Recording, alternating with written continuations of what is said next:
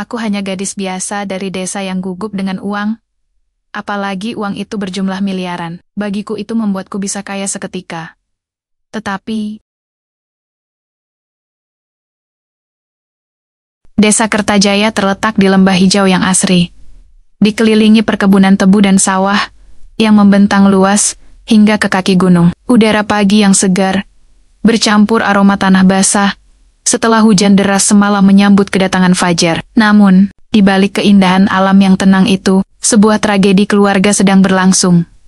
Hana, gadis berusia 22 tahun, dengan wajah manis dan mata coklat yang polos, duduk termenung di teras rumah kayu warisan kakek buyutnya. Tangannya yang halus memegang secarik kertas, yang sudah lusuh surat perjanjian pernikahan, yang harus ditandatangani malam ini. Keringat dingin mengalir di pelipisnya, saat membaca kembali nominal mahar yang tercantum, 75 miliar rupiah. Tuan, ini benar-benar terjadi, gumamnya pelan. Di ruang tengah, suara tangis ibunya, Bok Sumi, terdengar samar-samar. Aku tidak tega, Han. Kau masih muda, masih punya masa depan. Kenapa harus kau yang mengorbankan diri? Ayahnya, Pak Joko, duduk dengan kepala tertunduk. Wajahnya yang biasa ceria, kini tampak tua dan lelah. Apa mau dikata lagi, Ibu? Utang nenek sudah menumpuk. Dokter bilang, biaya pengobatannya mencapai 80 juta sebulan. Kita tidak punya pilihan lain. Nenek Hana terbaring di kamar dalam. Keadaan koma sejak 3 bulan lalu, akibat diabetes mellitus yang parah. Pengobatannya membutuhkan biaya fantastis yang keluarga mereka tidak mampu bayar. Usaha pertanian yang selama ini menjadi mata pencaharian keluarga, bangkrut total. Karena hama woreng dan gagal panen bertubi-tubi, pinjaman dari rentenir desa terus bertambah, hingga mencapai jumlah yang membuat seluruh keluarga hidup dalam ketakutan. Hana, seru suara laki-laki paruh baya dari luar pagar. Semua anggota keluarga terkejut. Suara itu terdengar asing, dengan aksen yang tidak biasa.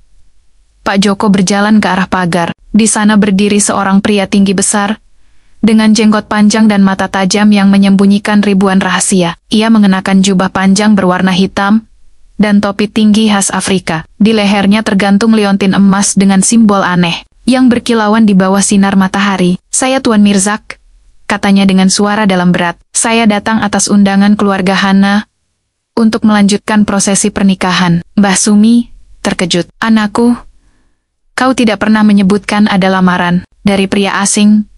Hana berdiri dengan kaki gemetar. Ia tahu siapa pria itu. Surat lamaran telah tiba 3 minggu lalu, melalui perantara agen pernikahan internasional. Awalnya keluarga menolak, tapi ketika situasi semakin genting, dan tidak ada pilihan lain, mereka akhirnya menyetujui pertemuan. Saya sudah menyetujui pernikahan. Ini Mbah, kata Hana dengan suara bergetar. Ini satu-satunya cara untuk menyelamatkan nenek, dan melunasi utang keluarga. Tuan Mirzak tersenyum tipis. Senyum itu tidak menunjukkan kebahagiaan, melainkan sesuatu yang lebih dalam, seolah ia telah menunggu momen ini selama bertahun-tahun. Saya membawa kontrak resmi dan cek mahar, katanya sambil mengeluarkan map kulit dari dalam jubahnya. Semua persyaratan telah saya penuhi. Hana akan menjadi istri sah saya, dan akan tinggal di villa saya di Nairobi, Afrika. Pak Joko menerima map tersebut dengan tangan yang bergetar. Saat membuka isi map, matanya membelalak. Di dalamnya terdapat cek bank internasional senilai 75 miliar rupiah, dan dokumen hukum yang disahkan oleh notaris internasional. Ini terlalu banyak, gumam Pak Joko. Bagi saya, ini adalah investasi untuk masa depan, jawab Tuan Mirzak dengan tenang. Hana adalah wanita istimewa yang saya cari selama bertahun-tahun. Mbah Sumi menatap menantu masa depannya dengan perasaan campur aduk. Ada rasa lega karena utang keluarga akan lunas, tapi juga ada ketakutan akan nasib putri semata wayangnya yang harus meninggalkan kampung halaman untuk selamanya. Malam ini adalah malam pernikahan, kata Tuan Mirzak. Saya akan menginap di hotel bintang 5 di kota. Besok pagi, saya akan datang menjemput Hana untuk dibawa ke Afrika. Hana menatap pria asing itu dengan perasaan aneh. Ada ketakutan, penasaran, dan sesuatu yang tidak bisa ia jelaskan. Ada koneksi mistis antara mereka yang belum ia pahami, Saat matahari mulai terbenam, upacara pernikahan berlangsung dengan suasana yang tidak biasa. Warga desa berkumpul, berbisik-bisik tentang keanehan pernikahan antara gadis desa biasa dengan pria kaya raya asing. Imam yang biasa menggelar upacara pernikahan terlihat gugup, seolah merasakan ada sesuatu yang tidak wajar. "Saudara-saudara sekalian," kata imam dengan suara gemetar. "Suara gemetar, kita berkumpul di sini untuk menggelar upacara pernikahan antara Hana dan Tuan Mirzak. Apakah ada yang keberatan?" Suasana hening, tidak ada yang berani mengatakan keberatan. Bagi mereka, ini adalah kesempatan emas untuk menyelamatkan keluarga Hana dari kemiskinan. "Saya nyatakan kalian berdua suami istri," ucap imam dengan cepat. Tuan Mirzak mengangkat jilbab Hana dan mencium keningnya dengan lembut. Ciuman itu tidak penuh gairah, melainkan seperti ritual kuno yang memiliki makna mendalam.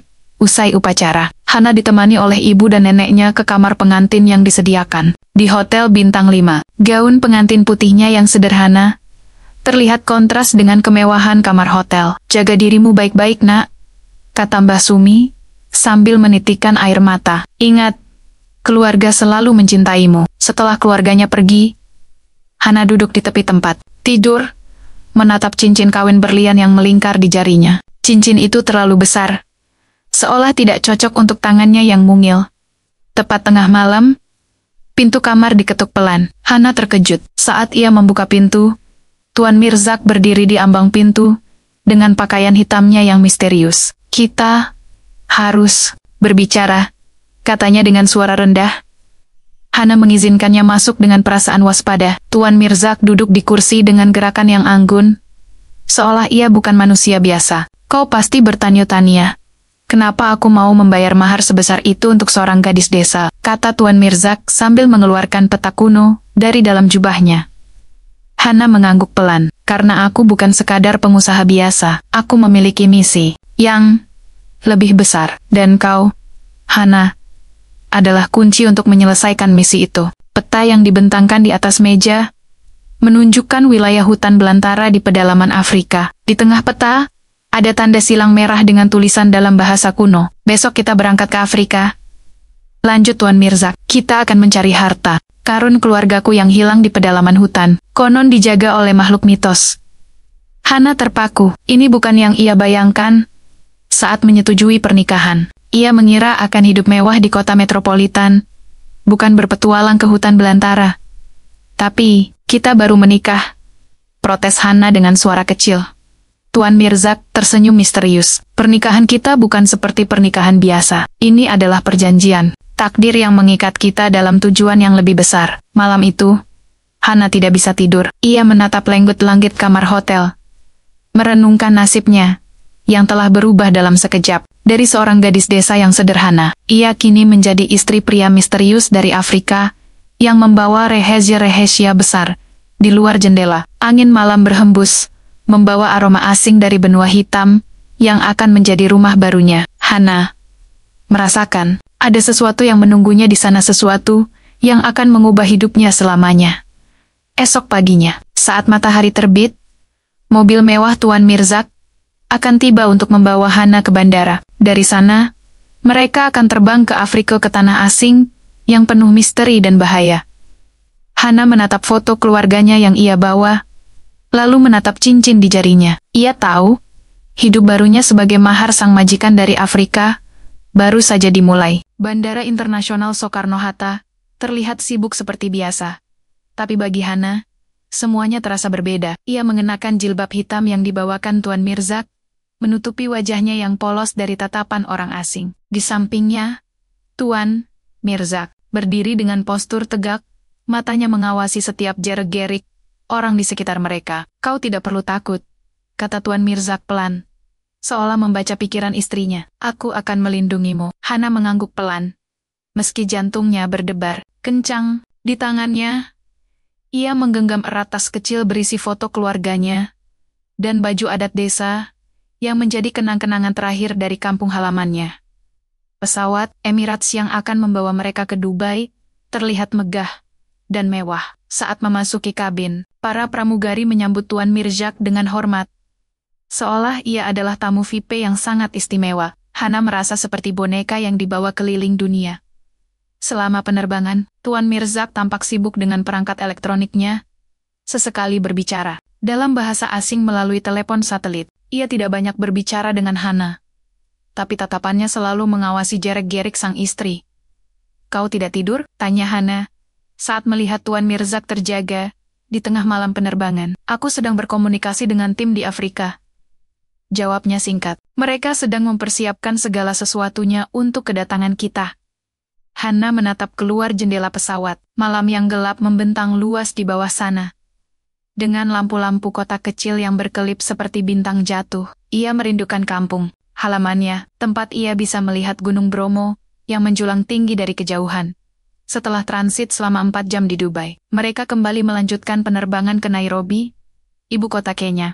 Udara di bandara Nairobi terasa berbeda, lebih panas, lebih kering, dan penuh dengan aroma rempah-rempah eksotis yang asing bagi indera penciuman Hana.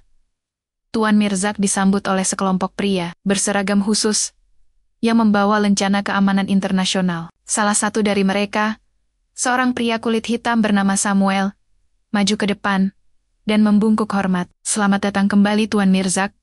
Semua persiapan telah selesai." Hana melihat mobil konvoi mewah yang menunggu di luar bandara. Armada kendaraan hitam berlapis baja dengan pengawalan ketat membuatnya semakin takut. Ini bukan perjalanan biasa, tapi seperti operasi rahasia militer. Perjalanan dari bandara ke villa Tuan Mirzak memakan waktu hampir 2 jam. Hana melihat pemandangan Afrika yang sangat berbeda dari Indonesia. Padang savana yang luas membentang, tanpa batas, dengan pohon akasia yang menjulang tinggi dan hewan-hewan liar yang berlarian bebas di kejauhan. "Singa," bisik Hana saat melihat kawanan singa jantan berjalan-jalan di dekat jalan raya. "Ya, itu salah satu dari banyak hewan yang menjaga keseimbangan ekosistem di sini," jawab Tuan Mirzak dengan nada bangga. Villa megah Tuan Mirzak terletak di atas bukit tinggi, menghadap ke hutan belantara yang luas. Bangunan bergaya kolonial Afrika dengan atap genteng merah dan dinding batu alam tampak megah dan megah di bawah sinar matahari sore. "Selamat datang di rumah barumu," kata Tuan Mirzak saat membuka pintu villa untuk Hana. Interior villa sangat mewah, dengan perabotan antik dan lukisan-lukisan kuno yang menggambarkan pemandangan hutan Afrika. Di dinding terpajang foto-foto hitam putih yang menunjukkan silsilah keluarga Tuan Mirzak, bukan sebagai pengusaha biasa, tapi sebagai keturunan raja hutan kuno. Hana merasa seperti berada di museum antik. Semua benda di sekitarnya terasa asing dan misterius. Aroma dupa dan rempah-rempah eksotis menyelimuti ruangan, membuat kepalanya terasa berat. "Malam ini kau bisa istirahat," kata Tuan Mirzak. "Besok pagi kita akan membicarakan rencana selanjutnya." Hana ditempatkan di kamar tidur utama yang luas. Tempat tidur king size, dengan kelambu sutra putih, terlihat sangat mewah. Di balkon kamar, ia bisa melihat hutan belantara yang luas dan matahari yang terbenam di ufuk barat.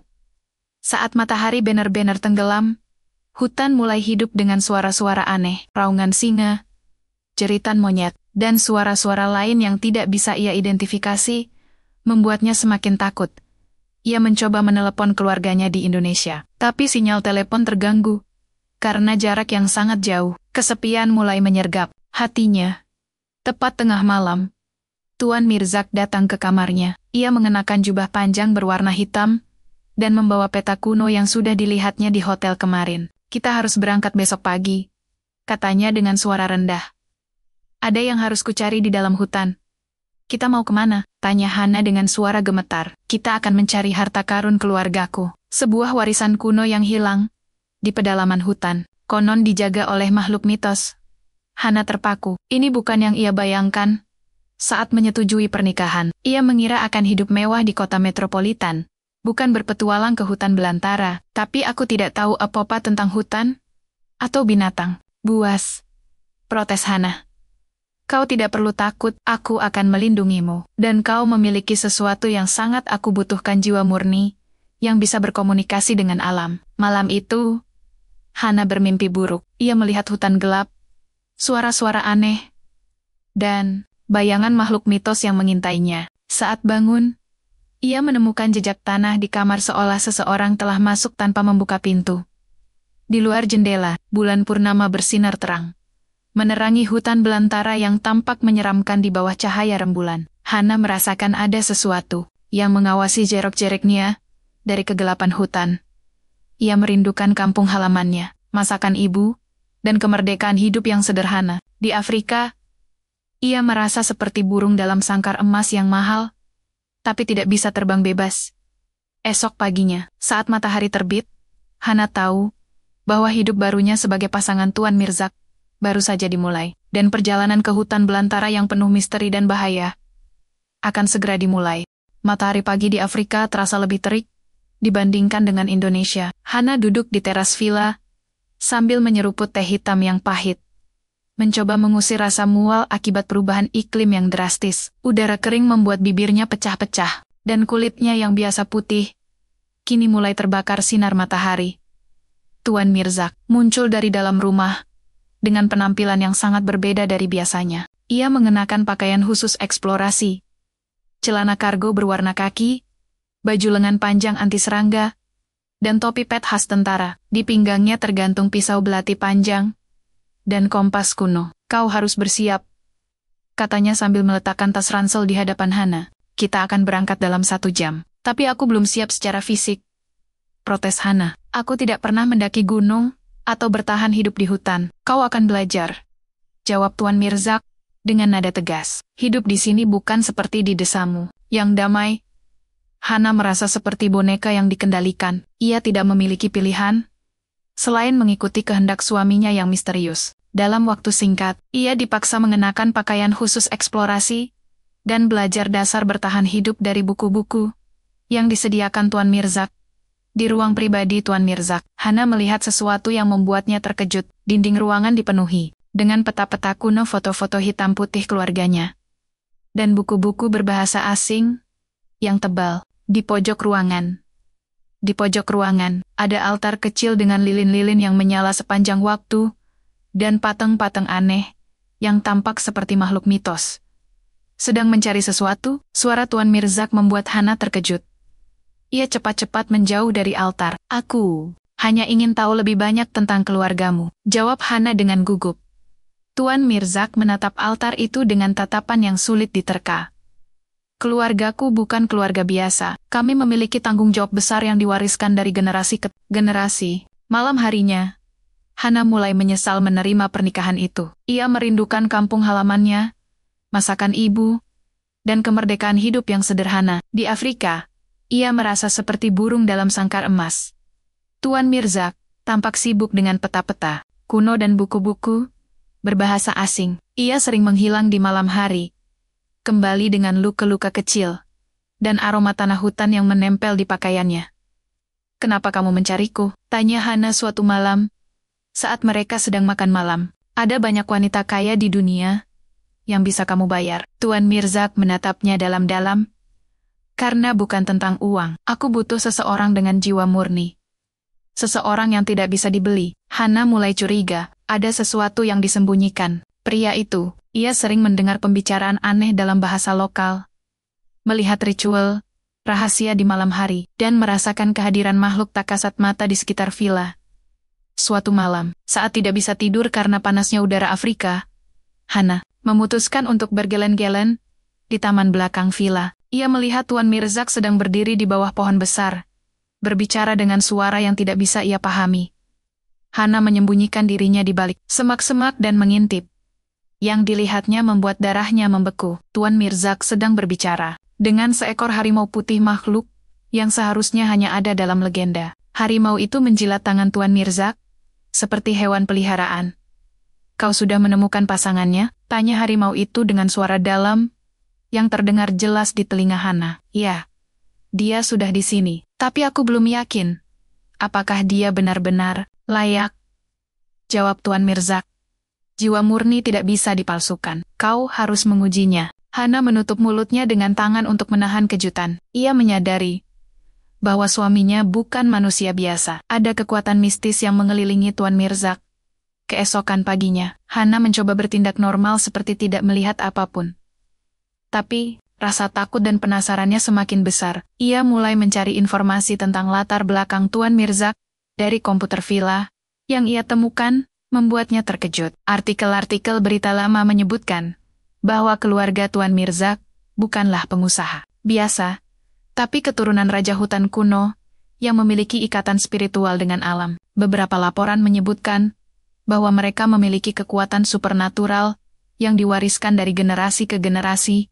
Di perpustakaan villa, Hana menemukan buku harian yang tertinggal. Buku itu ditulis oleh leluhur Tuan Mirzak dan berisi catatan tentang warisan keluarga. Dalam catatan itu, disebutkan bahwa harta karun bukanlah emas atau permata, melainkan kekuatan spiritual yang diwariskan dari generasi ke generasi. Tuan Mirzak bukan manusia biasa, bisik Hana pada dirinya sendiri. Ia adalah penjaga rimba, orang yang dipilih untuk menjaga keseimbangan alam. Suatu sore, saat sedang sendirian di kamar, Hana mendengar suara-suara aneh dari luar jendela. Ia melihat bayangan makhluk mitos yang disebutkan Tuan Mirzak, makhluk setengah manusia setengah binatang yang mengawasi gerak-gerik mereka. Bayangan itu memiliki mata yang bercahaya hijau dan tubuh yang tinggi menjulang. Ia berdiri diam di bawah pohon, seolah menunggu sesuatu. Hana menutup tirai dengan cepat dan bersembunyi di balik tempat tidur. Jantungnya berdebar kencang. Ia mulai memahami bahwa pernikahannya bukan sekadar transaksi finansial. Ada takdir yang lebih besar di balik semua ini. Malam itu, saat Tuan Mirzak kembali dari perjalanan rahasia, Hana mencoba menggali informasi lebih lanjut. Ada yang mengawasi kita, kata Hana pelan. Tuan Mirzak menatapnya dengan tatapan tajam.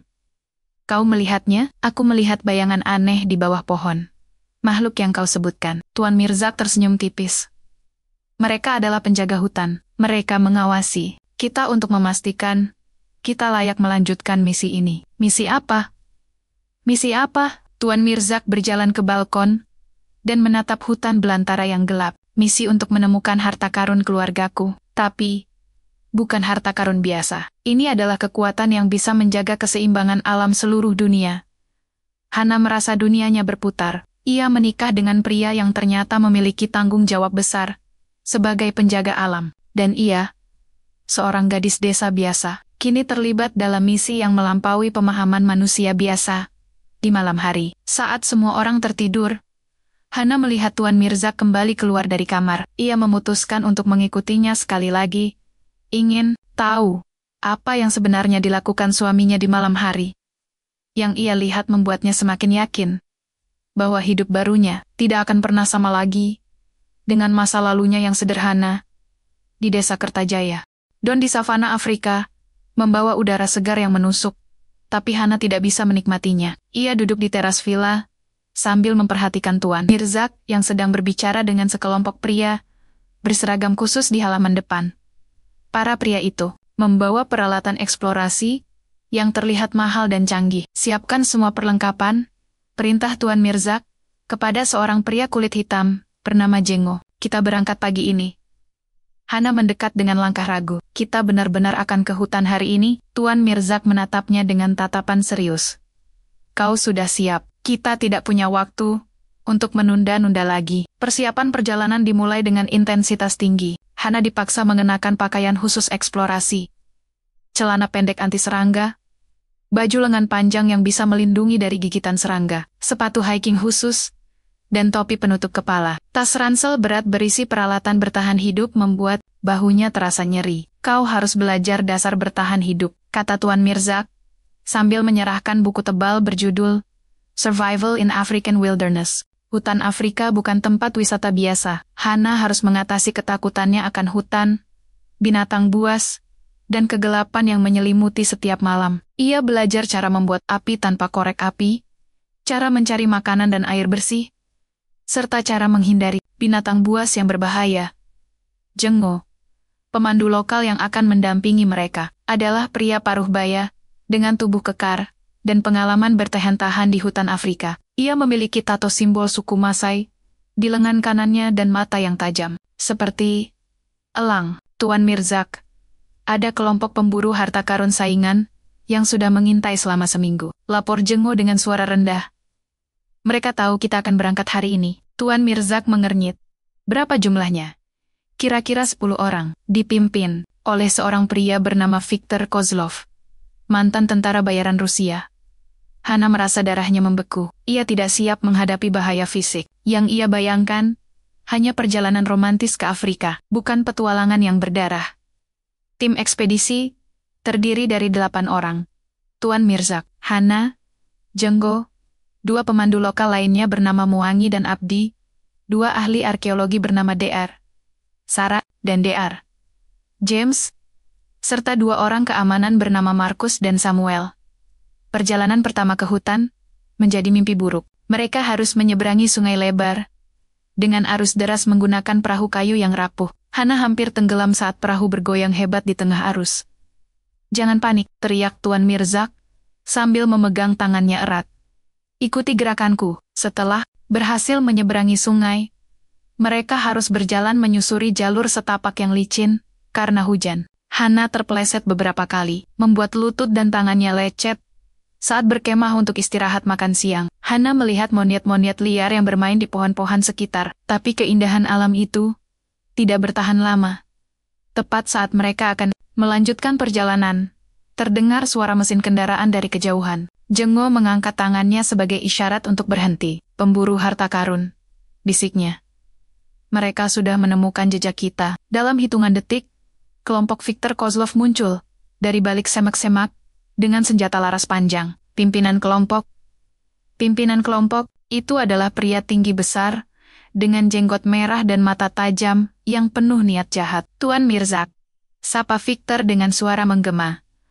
"Kami sudah menunggumu selama seminggu." Tuan Mirzak menatap lawannya dengan tatapan dingin. "Kozlov, aku seharusnya tahu. Kau tidak akan melepaskanku begitu saja. Mahar 75 miliar rupiah itu terlalu besar untuk dilewatkan begitu saja. Aku yakin harta karun yang kau cari bernilai jauh lebih tinggi." Tanpa peringatan, Viktor mengangkat senapannya dan menembakkan peluru ke arah salah satu pemandu lokal. Muangi terjatuh dengan darah mengalir deras dari dadanya. "Jenggo!" teriak Tuan Mirzak.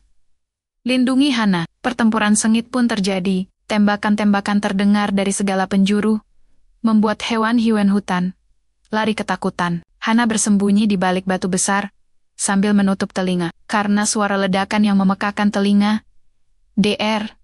James terkena tembakan di bahu dan terjatuh. Samuel, salah satu pengawal, berhasil melumpuhkan 2 orang penyerang dengan tembakan tepat sasaran. "Tutup barisan," teriak Tuan Mirzak sambil mengarahkan senapan laras panjang yang ia bawa. "Kita harus keluar dari sini." Dalam pertempuran sengit itu, Jenggo terluka parah di perut. Ia terjatuh saat mencoba melindungi Hana dari tembakan yang nyaris mengenainya. "Tinggalkan aku," gumam Jenggo dengan suara lemah. "Kalian harus teruskan misi ini." "Tidak," protes Hana. "Kita tidak bisa meninggalkanmu." Tuan Mirzak menatap Jenggo dengan tatapan sedih. "Kau sudah menjadi sahabatku selama bertahun-tahun. Janji kau akan menyelesaikan misi ini," ucap Jenggo dengan napas tersengal-sengal. "Harta karun itu bukan untuk kepentingan pribadi, tapi untuk menjaga keseimbangan alam." Jenggo menutup mata untuk selamanya, sambil masih memegang tangan Hana. Air mata Hana mengalir deras melihat kematian pria yang baru dikenalnya itu. Viktor dan kelompoknya akhirnya mundur setelah kehilangan 3 orang anggota, tapi kerugian yang dialami tim Tuan Mirzak sangat besar. "Tidak ada jalan untuk mundur sekarang," kata Tuan Mirzak dengan tatapan tajam. "Kita sudah terlalu jauh." Hana melihat sisi gelap suaminya. Ia bukan sekadar pengusaha, tapi seorang pejuang yang siap membunuh untuk mendapatkan apa yang diinginkannya. Ini membuat Hana semakin takut dan bingung. Di malam hari, saat berkemah di tengah hutan, Hana mendengar suara-suara aneh. Ia melihat bayangan makhluk mitos yang disebutkan Tuan Mirzak. Makhluk setengah manusia, setengah binatang yang mengawasi gerak-gerik mereka. "Nama Tuan Mirzak bukan manusia biasa," bisik salah satu pemandu kepada Hana. "Ia adalah penjaga rimba, orang yang dipilih untuk menjaga keseimbangan alam." Hana terdiam. Ia mulai memahami bahwa pernikahannya bukan sekadar transaksi finansial. Ada takdir yang lebih besar di balik semua ini. Malam itu, Hana tidak bisa tidur. Ia memandangi api unggun yang menyala, memikirkan nasibnya yang telah berubah drastis dalam waktu singkat. Dari seorang gadis desa yang sederhana, ia kini menjadi bagian dari perjalanan mistis yang penuh bahaya dan misteri. Di kejauhan, naungan singa terdengar menggema, seolah memperingatkan bahwa petualangan mereka masih jauh dari selesai. Dan yang lebih menakutkan, Hana merasakan bahwa Victor dan kelompoknya pasti akan kembali untuk menuntaskan perjalanan mereka dengan cara apapun. Hari ketiga perjalanan membawa Hana pada pengalaman yang lebih menakutkan. Luka-luka di tubuhnya karena terjatuh dan tergores duri hutan membuat setiap langkah terasa menyiksa. Tapi yang lebih berat adalah beban emosional akibat kematian Jenggo yang masih menghiasi pikirannya. Mereka harus meninggalkan mayat Jenggo di tempat peristirahatan pertama, karena tidak mungkin membawanya selama perjalanan yang masih panjang. Upacara pemakaman sederhana yang dilakukan Tuan Mirzak membuat Hana semakin yakin bahwa suaminya menyimpan banyak rahasia. "Kenapa kau tidak ceritakan padaku? Siapa sebenarnya dirimu?" tanya Hana saat mereka beristirahat di bawah pohon besar. Tuan Mirzak menatapnya dengan tatapan yang sulit diterka. "Nanti, ketika kita sampai di tempat tujuan, semua akan kujelaskan." Semakin dalam mereka menjelajah hutan, semakin banyak rahasia yang terbongkar. Di siang hari ketiga, mereka menemukan gua kecil yang dindingnya dipenuhi lukisan dinding kuno. Lukisan-lukisan itu menggambarkan silsilah keluarga Tuan Mirzak bukan sebagai pengusaha, tapi sebagai keturunan raja hutan kuno. "Tuhan," gumam Dr. Sarah, ahli arkeologi yang ikut serta dalam ekspedisi. "Ini adalah penemuan yang luar biasa." Lukisan-lukisan ini berusia lebih dari 1000 tahun. Hana melihat dengan seksama. Dalam lukisan-lukisan itu, tokoh-tokoh yang mirip dengan Tuan Mirzak digambarkan sedang berkomunikasi dengan hewan-hewan hutan, mengendalikan elemen alam, dan menjaga keseimbangan ekosistem. "Kau melihat kemiripannya bukan?" kata Tuan Mirzak pelan saat melihat Hana menatap lukisan. Hana mengangguk pelan. "Ini benar-benar mirip denganmu." Mereka juga menemukan catatan harian yang tertinggal di dalam gua. Buku itu ditulis oleh leluhur Tuan Mirzak dan berisi catatan tentang warisan keluarga. Dalam catatan itu disebutkan bahwa harta karun bukanlah emas atau permata, melainkan kekuatan spiritual yang diwariskan dari generasi ke generasi. "Baca ini," kata Tuan Mirzak sambil menyerahkan catatan harian kepada Hana. Hana membaca dengan suara bergetar. "Harta karun yang kami jaga bukanlah harta duniawi yang bisa dihitung dengan angka. Ini adalah simbol kehidupan kristal kekuatan yang menjaga keseimbangan alam seluruh Afrika. Kekuatan ini hanya bisa digunakan oleh penjaga rimba yang memiliki jiwa murni dan pasangan yang layak." "Tuan Mirzak bukan manusia biasa," bisik Hana. "Ia adalah penjaga rimba.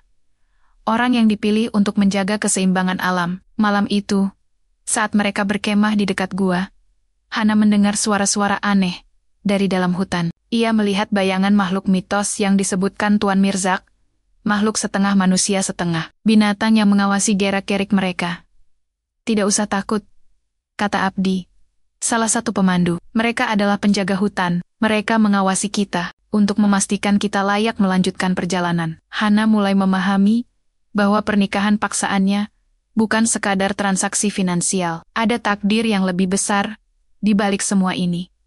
Suatu malam, saat sedang sendirian mengumpulkan kayu bakar, Hana hampir menjadi mangsa serangan singa jantan yang tiba-tiba muncul dari balik semak-semak. Ia terjatuh dan hampir dilindas oleh cakar tajam binatang buas itu. Tapi dalam hitungan detik, Tuan Mirzak muncul seperti hantu. Dengan kecepatan luar biasa, ia melompat dan mendorong Hana menjauh dari serangan singa. Dalam proses penyelamatan, baju Tuan Mirzak robek, dan Hana melihat tato aneh di punggungnya, simbol suku kuno yang hanya ada dalam legenda. Singa itu mengaum keras, seolah merasakan bahwa Tuan Mirzak bukan manusia biasa. Binatang buas itu akhirnya mundur. Tapi tidak, tanpa menatap mereka dengan tatapan penuh ancaman. "Kau baik-baik saja?" tanya Tuan Mirzak dengan wajah pucat. Hana mengangguk pelan, tapi matanya terus menatap tato di punggung suaminya. Itu adalah simbol suku penjaga rimba bukan?" Tuan Mirzak menatapnya dalam-dalam. "Kau sudah tahu, aku menemukan catatan harian leluhurmu di gua. Dan tadi saat kau menyelamatkanku, bajumu robek. Dan aku melihat tato itu." Tuan Mirzak duduk di samping Hana, dengan wajah yang terlihat lelah. Aku tidak bermaksud menyembunyikan identitasku darimu, tapi aku harus memastikan bahwa kau benar-benar layak untuk mengetahui kebenaran ini. Apa maksudmu? Menjadi pasangan penjaga rimba bukan perkara yang mudah. Kau harus memiliki jiwa murni, keberanian yang luar biasa, dan kemampuan untuk berkomunikasi dengan alam. Banyak wanita yang telah kucoba, tapi tidak ada yang berhasil. Hana merasa dadanya sesak. Jadi kau menikahiku hanya untuk ini? Tidak hanya untuk ini, jawab Tuan Mirzak dengan suara penuh emosi.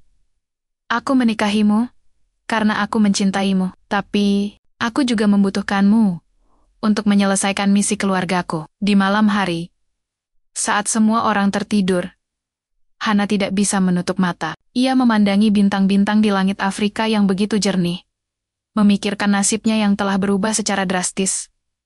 Ia merindukan kampung halamannya, keluarganya, dan kehidupan sederhana yang dulu ia anggap biasa. Tapi di saat yang sama, ada bagian dari dirinya yang merasa terpanggil untuk melanjutkan perjalanan ini. Matahari pagi membawa kabar buruk, jejak langkah kuda, dan suara mesin kendaraan terdengar dari kejauhan. Victor dan kelompoknya telah menemukan jejak mereka lagi. Kita harus bergerak cepat, kata Tuan Mirzak sambil memeriksa peta.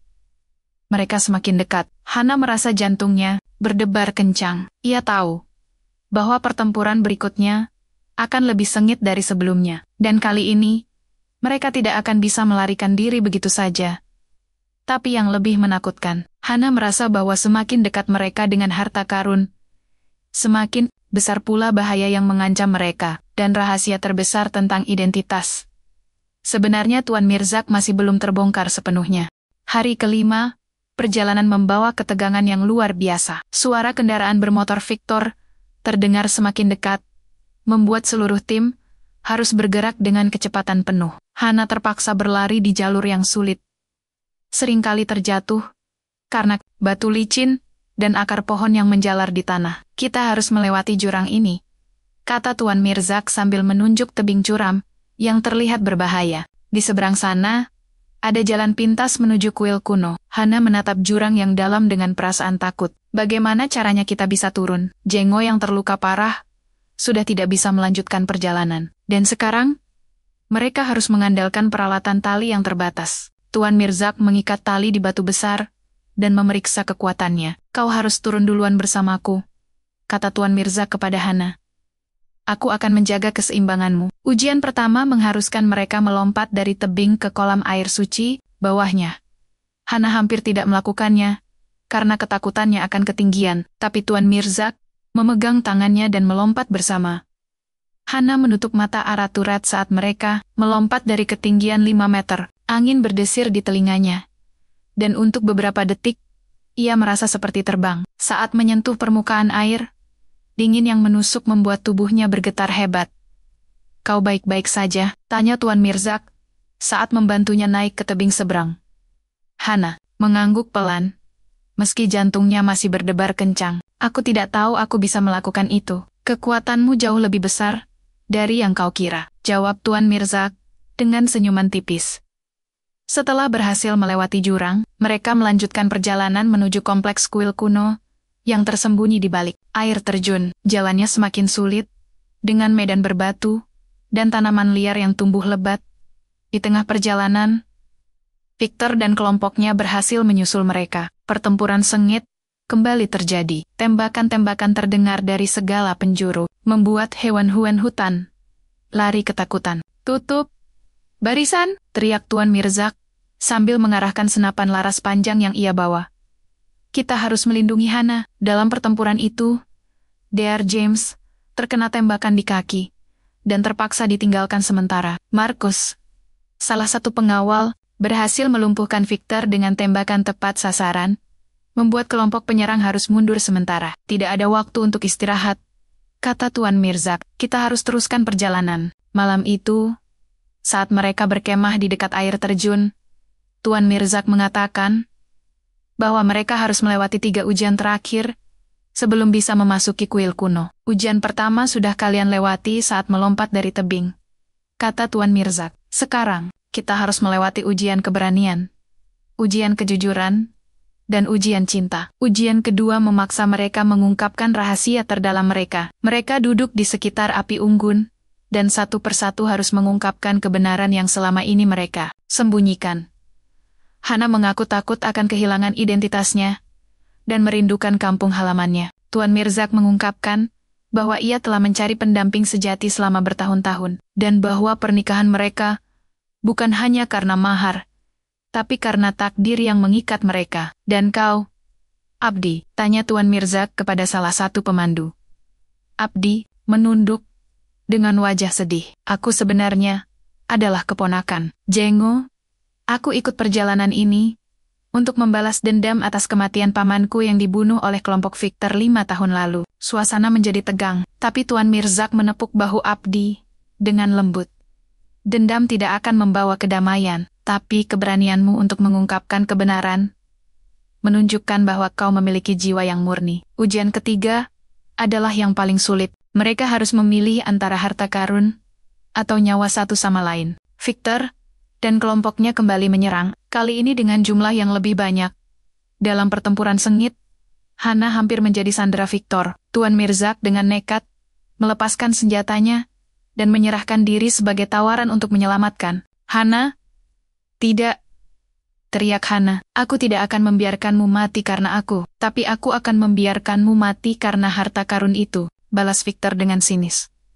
Hana melihat Tuan Mirzak yang berada dalam bahaya, lalu melihat kuil kuno yang terlihat dari balik air terjun. Ia tahu bahwa harta karun yang dicari bisa menyelamatkan banyak nyawa, termasuk neneknya di Indonesia. Dengan keberanian yang luar biasa, Hana mengambil pisau belati dari pinggang Tuan Mirzak dan menodongkannya ke leher Victor. Lepaskan dia, atau aku akan membunuhmu, kata Hana dengan suara gemetar tapi tegas. Victor tertawa. Kau tidak akan berani melakukan itu, gadis Indonesia. Hana menatap mata Victor dalam-dalam. Coba saja. Dalam hitungan detik, Victor menyadari bahwa Hana benar-benar siap membunuhnya. Ia melepaskan Tuan Mirzak dan mundur selangkah. Kau memang layak, bisik Tuan Mirzak kepada Hana. Kau telah melewati semua ujian dengan sempurna. Hana memilih nyawa Tuan Mirzak tanpa ragu, membuat pria itu terharu. Pilihan itu menunjukkan bahwa ia memiliki cinta sejati dan jiwa yang murni, syarat utama untuk menjadi pasangan penjaga rimba. Victor dan kelompoknya akhirnya mundur setelah menyadari bahwa mereka tidak akan bisa mengalahkan determinasi Hana dan Tuan Mirzak. Pertempuran berdarah itu berakhir dengan kemenangan tim Tuan Mirzak, meski dengan korban yang cukup besar. Matahari pagi membawa kelegaan. Mereka akhirnya sampai di lokasi yang ditandai dalam peta kuno. Tempat itu adalah kompleks kuil kuno yang tersembunyi di balik air terjun. Kuil itu dipenuhi dengan jeratan sihir dan perlindungan leluhur. Apa yang akan kita temukan di dalam sana? Tanya Hana dengan suara lelah, tapi penuh harap. Tuan Mirzak menatapnya dengan tatapan penuh cinta. Jawaban atas semua pertanyaan kita dan awal dari perjalanan baru kita sebagai penjaga rimba. Di dalam kuil kuno, keheningan menyelimuti udara. Batu-batu besar yang membentuk struktur kuil dipenuhi dengan ukiran simbol-simbol mistis yang berkilauan di bawah cahaya obor yang dibawa Tuan Mirzak. Udara di dalam kuil terasa dingin dan penuh dengan aroma dupa kuno yang membuat kepala Hana terasa berat. Mereka berjalan perlahan melalui lorong-lorong sempit yang dipenuhi dengan patung-patung aneh. Patung-patung itu menggambarkan makhluk setengah manusia, setengah binatang, seolah menjadi penjaga kuil yang abadi. Tempat ini sangat suci, bisik DR Sarah dengan suara penuh hormat. Aku bisa merasakan kekuatan spiritual yang luar biasa. Di pusat kuil, mereka menemukan makam leluhur Tuan Mirzak. Makam itu dihiasi dengan prasasti-prasasti kuno yang menceritakan sejarah suku. Penjaga rimba prasasti-prasasti itu ditulis dalam bahasa kuno yang hanya bisa dibaca oleh Tuan Mirzak. Biar ku jelaskan, kata Tuan Mirzak sambil membaca prasasti dengan suara yang menggema di ruangan besar. Hana dan yang lainnya mendekat dengan penuh perhatian. Api obor yang bareanion membuat bayangan mereka menari di dinding kuil. Ribuan tahun lalu, leluhur kami adalah penjaga hutan yang dipilih oleh para dewa alam, mulai Tuan Mirzak. Mereka diberi kekuatan spiritual untuk menjaga keseimbangan ekosistem seluruh Afrika. Kekuatan itu diwujudkan dalam bentuk simbol kehidupan kristal kecil yang memancarkan cahaya biru. Yang mengejutkan, harta karun yang dicari bukanlah emas atau permata, melainkan sebuah kristal kecil yang memancarkan cahaya biru simbol kehidupan. Kristal itu adalah sumber kekuatan spiritual yang menjaga keseimbangan alam di seluruh Afrika. Ini tidak mungkin, gumam Victor yang tiba-tiba muncul dari balik bayangan. Ia berhasil menyusup ke dalam kuil saat mereka sibuk membaca prasasti. Kozlov, bentak Tuan Mirzak, bagaimana bisa? Kau, aku mengikuti jejak kalian sejak awal, jawab Victor dengan senyum sinis. Dan aku tahu bahwa kristal itu bernilai miliaran dolar di pasar hitam senjata biologis. Victor mengangkat senapannya dan menodongkannya ke arah Hana. Serahkan kristal itu, atau gadis ini akan menjadi korban pertama. Tapi sebelum Victor sempat menarik pelatuk senapannya, seekor harimau putih muncul dari balik bayangan dan menerkam Victor. Harimau itu adalah teman lama Tuan Mirzak yang selama ini mengawasi perjalanan mereka. Aku sudah menunggumu, kata harimau itu dengan suara dalam yang terdengar jelas di telinga semua orang. Victor terjatuh karena terkejut. Senapannya terlepas dari tangannya. Abdi dengan cepat mengambil senjata itu dan menodongkannya ke Victor. Mahar, 75 miliar itu bukan untuk membelimu, kata Tuan Mirzak dengan suara penuh emosi. Itu adalah simbol komitmen untuk menjaga warisan ini bersamaku. Hana terpaku.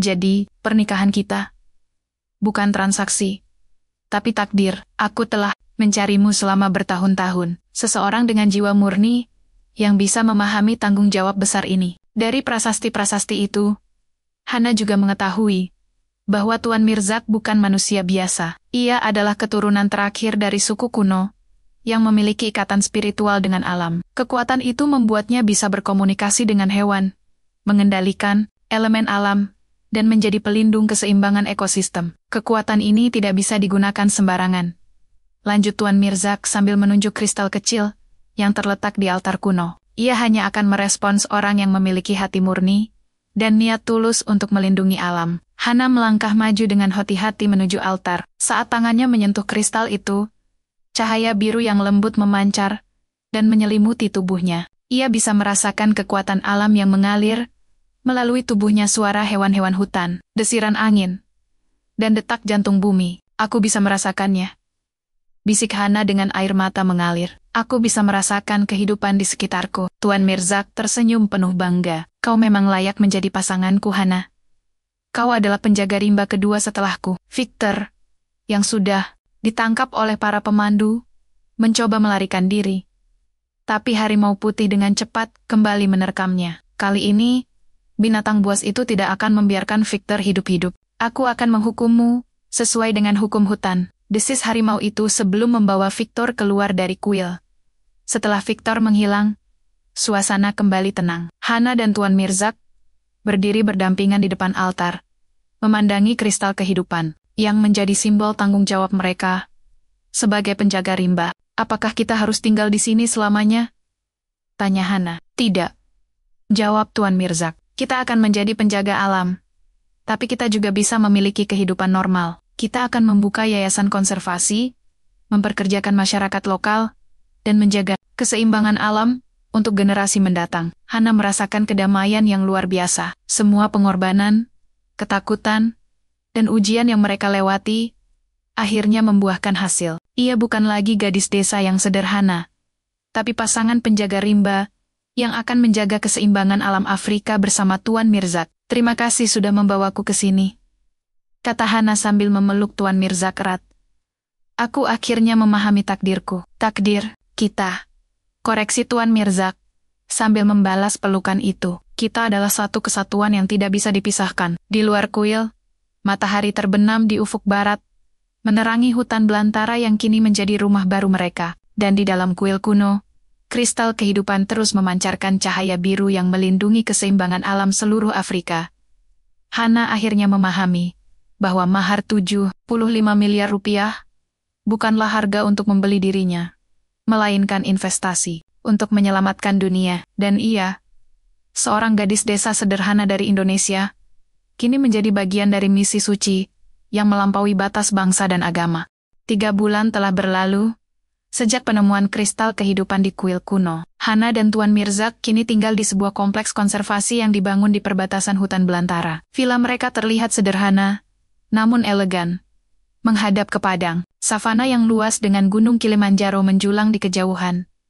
Hana telah berubah secara drastis. Dari seorang gadis desa yang pemalu dan takut, ia kini menjadi wanita kuat yang bisa berkomunikasi dengan hewan-hewan hutan. Ia belajar seni kuno suku penjaga rimba dari Tuan Mirzak, cara berkomunikasi dengan hewan melalui bahasa alam, memahami bahasa angin dan air, serta menggunakan kekuatan spiritual untuk menyembuhkan tanah yang rusak. Kau sudah mahir, puji Tuan Mirzak saat melihat Hana menyembuhkan pohon akasia yang hampir mati karena serangan hama.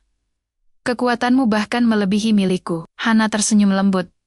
Karena aku belajar dari guru terbaik, mereka juga memutuskan untuk membagi waktu antara Afrika dan Indonesia. Setiap 3 bulan, mereka akan mengunjungi keluarga Hana di desa Kertajaya. Nenek Hana yang koma selama berbulan-bulan, akhirnya sadar setelah Hana menggunakan kekuatan spiritualnya untuk menyembuhkan penyakit diabetes nenek. Anakku, kau telah menjadi wanita luar biasa, kata nenek sambil memeluk Hana erat. Aku bangga padamu. Keluarga Hana awalnya takut akan perubahan Hana. Tapi setelah melihat keajaiban yang bisa dilakukan menantunya, mereka menerima takdir baru Hana dengan lapang dada. Di Afrika, Tuan Mirzak dan Hana membuka yayasan konservasi internasional yang menjadi model pelestarian alam di seluruh dunia. Yayasan itu memperkerjakan masyarakat lokal, memberikan pendidikan lingkungan, dan menjaga keseimbangan ekosistem hutan belantara. Dr. Sarah dan Dr. James menjadi penasihat ilmiah yayasan, sementara Abdi menjadi kepala keamanan konservasi mereka. Semua tinggal di kompleks yang sama, membentuk keluarga besar yang bekerja untuk tujuan yang mulia. Suatu pagi, saat matahari terbit di atas savana, Hana dan Tuan Mirzak menerima kunjungan dari utusan PBB yang datang untuk mempelajari model konservasi. Mereka, luar biasa, kata utusan PBB itu. Kalian telah menciptakan sistem yang bisa diadopsi oleh negara-negara lain untuk melindungi alam. Namun, kesuksesan mereka tidak datang tanpa tantangan. Kelompok pemburu harta karun, yang dipimpin oleh rekan-rekan Victor, masih mengintai. Mereka ingin merebut kristal kehidupan untuk dijual di pasar hitam senjata biologis. Tidak akan kubiarkan mereka merusak yang sudah kita bangun, kata Tuan Mirzak dengan tatapan tajam. Hana menatap suaminya dengan penuh cinta. Kita akan melindungi ini bersama, seperti yang sudah kita janjikan. Malam itu, saat mereka sedang bermeditasi di balkon villa, Hana merasakan ada sesuatu yang berbeda dalam dirinya. Kekuatan spiritualnya semakin kuat, dan ia bisa merasakan kehadiran kehidupan baru. Tuan Mirzak, panggil Hana dengan suara gemetar. Tuan Mirzak berbalik dengan tatapan penuh perhatian. Ada apa sayang? Aku merasakan ada kehidupan baru dalam diriku. Tuan Mirzak terkejut, lalu senyum bahagia merekah di wajahnya. Kau hamil? Hana mengangguk dengan air mata kebahagiaan mengalir di pipinya. Aku merasakan kekuatan yang sama seperti kristal kehidupan. Sepertinya bayi kita juga akan mewarisi kekuatan ini. Dalam upacara pengabdian terakhir yang dihadiri oleh seluruh anggota yayasan dan utusan internasional, Hana secara resmi diakui sebagai penjaga rimba kedua. Setelah Tuan Mirzak, ia menerima gelang kristal kehidupan yang akan menghubungkannya dengan kekuatan alam selamanya.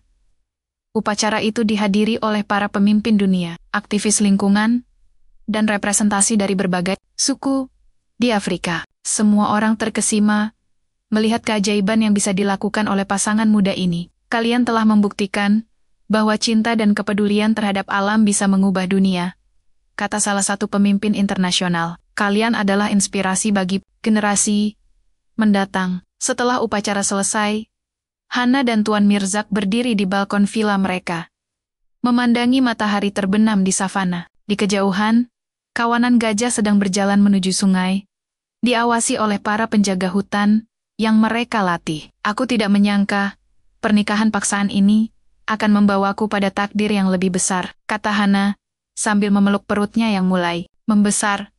Dan aku tidak menyangka akan menemukan cinta sejati dalam proses ini.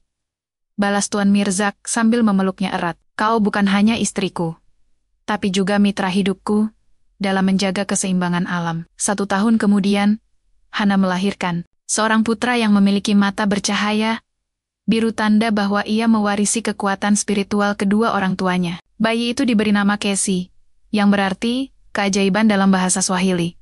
Casey tumbuh dengan kekuatan luar biasa. Ia bisa berkomunikasi dengan hewan sejak usia 2 tahun, menyembuhkan tanaman yang sakit, dan merasakan bahaya yang mengancam hutan.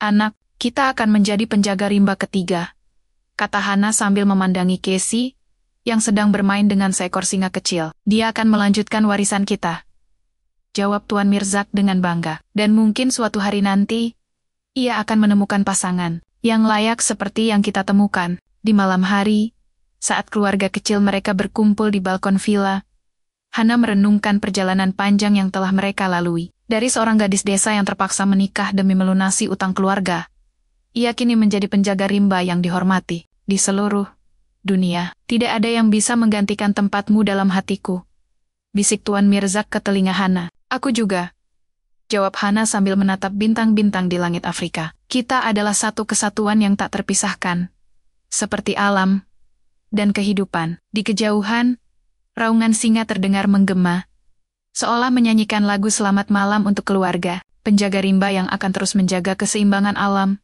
untuk generasi mendatang.